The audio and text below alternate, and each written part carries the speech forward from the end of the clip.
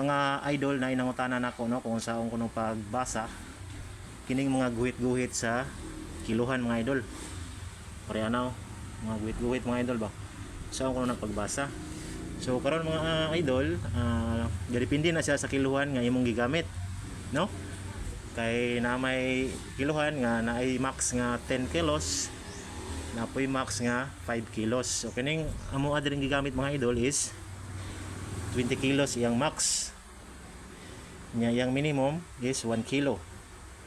So karon unsao man nato na pagbasa ang per guhit ani. So makita nimo sa mga idol sa dashboard sa imong kiluhan.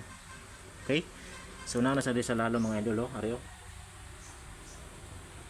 ani mga idol. Kung nasa max nga 20 kilos, then minimum niya is 1 kilo. So kaning guhit diri mga idol, kada guhit diri mga idol, na siya estimated nga value kani letter E. Sabutan niya is estimated value nga 100 gram. So per guhit ani mga idol is 100 grams ni siya, no? So for example mga idol, na inipalit sa imuha unya gamay na lang ang imuhang produkto, no? So yang giro to palit. So for example kani mga idol Integra.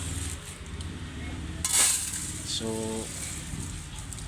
example mga idol, for example mga idol mo na yung reading mga idol okay?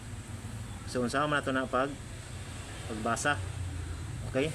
So since kaning per guhit ani mga idol is 100 grams, so ang kaning 1 kilo ani is 1000 grams man eh. So ang half aning 1000 grams is 500 grams na. So plus na nato na sa guhit 100 grams, so 600 grams plus 1 guhit pag yun is equal to 700 grams na. Okay? So ang per kilo aning atong gitakos mga idol is 41. So karon atong kwintahon. Okay. So 41 divided by 1000 grams is 0.41. So ato na siyang multiply kung pila na dira ang iya nga pila na sa grams siya. So nasa 700 grams. So atong i-multiply ni mga idol times 700 grams. So ang bayaran sa atong customer is 28.7. So ato ning round of mga idol, so 29 pesos ang iyang bayaran aning 700 grams nga nabilin sa tuang buligya. Okay? So sa katunang utana mga idol, para nimo ni nga video, no? So makita ra nimo na sa dashboard sa imong kiluhan di idol kung unsay pasabot anang per guhit sa imong kiluhan. So kaning among gigamit ni mga idol kay 20 kilos man eh.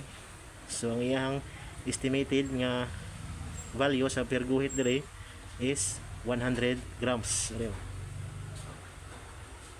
Okay? So mura na mga idol, salamat sa pagtanaw. God bless.